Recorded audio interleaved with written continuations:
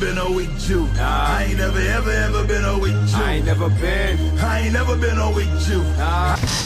Shalom Israel. Today we are going to deal with the issue. I get a lot of emails, a lot of phone calls, a lot of text messages. Alright? Women want to know, do they have to have children according to the Bible? So we're going to examine the matter and we're going to see what the Bible says about women having children.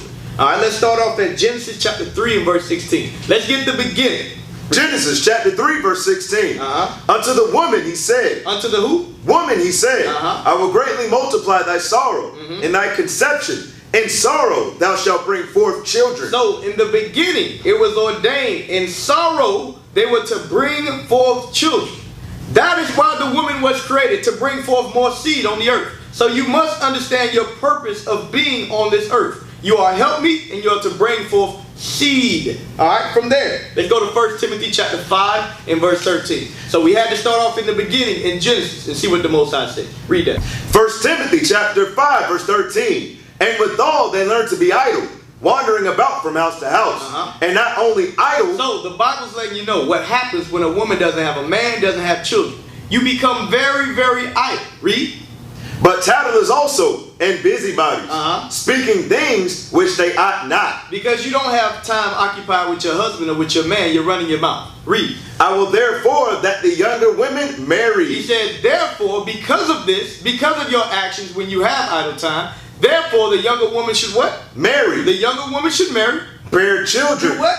Bear children. Do what? Bear children. The Bible says that you younger women should bear children. So there's no independent woman. There's no Beyonce. Alright? God says, marry and have children. Read.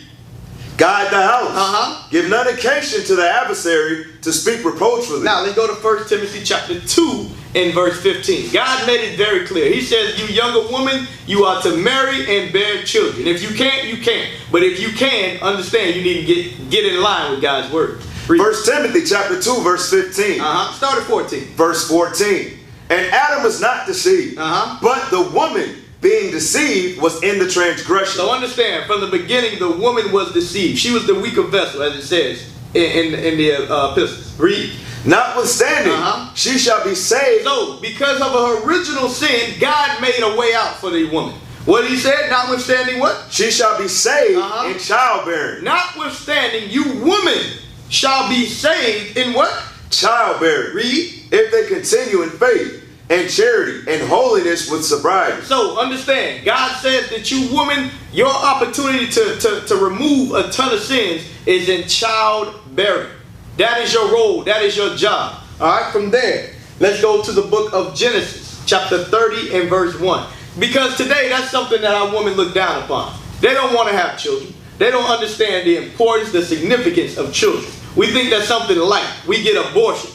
We get morning after pills. Alright? We look at we let our children run the streets and do whatever. We don't look at that as an honor to have children. Read that. Genesis chapter 30 verse 1.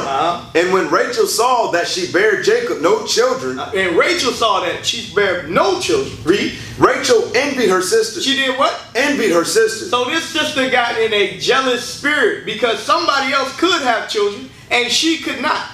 That's not the spirit our sisters are rolling in today. Read. And said unto Jacob, give me children. And said what? Give me children. She desired to have children. That's not what we're seeing in you sisters today. You got to rethink yourself. Bethink yourself, as the scriptures say. Read.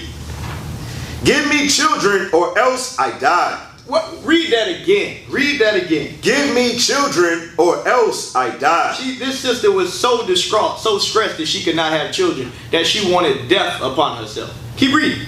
Verse 2. And Jacob's anger was kindled against Rachel. And he said, am I in God's stead, who hath withheld from thee the fruit of the womb? And she did, behold, my Bilhah. Go in unto her, and she shall bear upon my knees. So this sister wanted to bear a child so much that she allowed another woman to lay with her husband so she could bring forth a child. That is the spirit that our foremothers rolled in. They understood the importance. They understood their role in building up a nation. You cannot have a nation of people if you do not have children. These things are necessary. necessary in building a nation. And she realized that she wasn't fulfilling her duty. Exactly what the officer said. She understood that was her role. And if she couldn't do it, somebody else needed to get that done. Because that, if the woman ain't doing it, who is? You can't have no children. It ain't going to happen. That's what you sisters got to understand. The same way you're not going to camp, we can't have no children. So y'all got to take that role and that position very, very serious. Was that all on 3? Verse 3. And she beheld, behold, my maid Bilhah, go in unto her, and she shall bear upon my knees, that I may also have children by her. You see that? That she could have children by her. If she couldn't fulfill her duty, she makes sure somebody else did. Alright, from there, let's go to Sirach chapter 30 and verse 3. Sirach chapter 30 verse 3. He that teacheth his son grieveth the enemy, and before his friends he shall rejoice of him. So it says, he, read that again, I'm sorry. He that teacheth his son grieveth the enemy. So when we teach our son, we are grieving our enemies. Now how can I teach my son if I don't have one? How is that going to happen? How are we going to grieve the enemy if we don't have any children? Read. And before his friends he shall rejoice of him. Though his father died, yet he is as though he were not dead. You see that? That is how you're going to leave the prophets behind. We have to have seeds behind us. You have to have men in waiting. Like they said, I had 7,000 prophets in reserve. Who is that today? Those will be our children. Read. Verse 4. Though his father died, yet he is as though he were not dead. Read. For he had left one behind, that is like himself. You see that? We must leave one behind that is like unto ourselves. These things cannot happen if we do not have children. You women don't understand. We cannot fulfill the prophecy without a godly seed being raised up. Alright, was that 6 yet? Verse 5. While he lived, he saw and rejoiced in him. Read. And when he died, he was not sorrowful.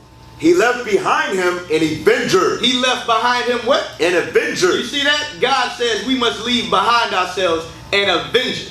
How can you have an avenger if you women don't want to have children? Read. Against his enemies. Against his enemies. Because we got to teach our children from the day they are born how to walk and deal in these scriptures.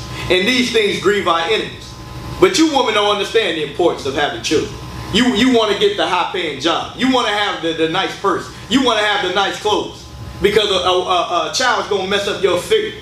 All these not senseless things instead of fulfilling your role that God gave you.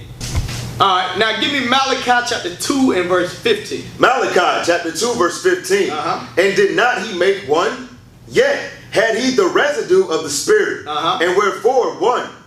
That he might seek a godly seed. That what? That he might seek a godly seed. Now, how are we going to find, how is the Most High God in Christ going to find a godly seed if nobody's bearing children? Read that again. And did not he make one?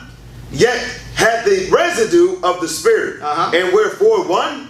That he might seek a godly seed. God is looking for a godly seed. Because all of us, we have been defiled with America. We have been defiled with Christmas. We have been defiled with Thanksgiving. But through us having children, guess what? We have the opportunity to raise our children up in righteousness from day one. They have the opportunity to never see a Christmas tree. To never see a Thanksgiving ham. But that it can only be done through childbirth. Alright? Finish that all the way through. Read it one more time all the way through, officer. And did not he make one? Yet had the residue of the Spirit. And wherefore one? That he might seek a godly seed. Therefore take heed to your spirit, and let none deal treacherously against the wife of his youth. Now go to Psalms 127 and verse 3. Let's see what God says about these children that you women are commanded to have.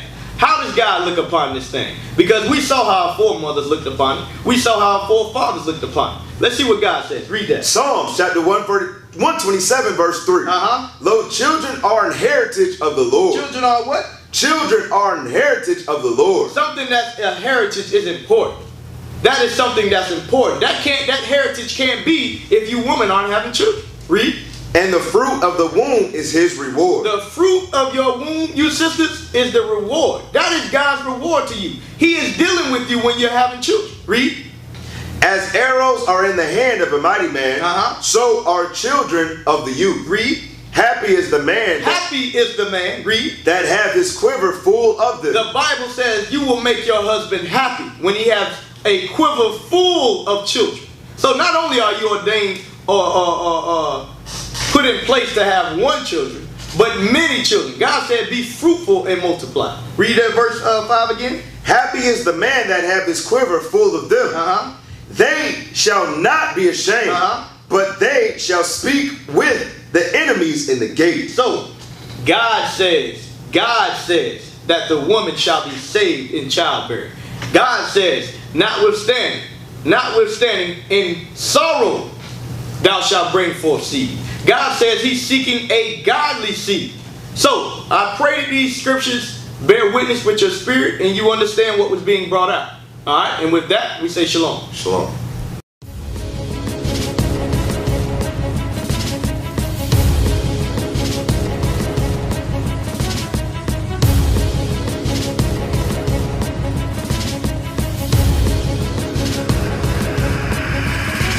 Shalom, Israel. I'm Elder Nathaniel, Israel United in Christ. YouTube likes to shut our channels down, as some of you have noticed, ever so often. Subscribing to join IUIC will assure you will always stay connected to our YouTube accounts. We want to do our best to make sure this truth gets out. Please click and join our subscriber YouTube channel called Join IUIC to stay linked to all of our videos. So again, please make sure you subscribe to this Join IUIC channel to get your latest updates from all our YouTube channels. Shalom.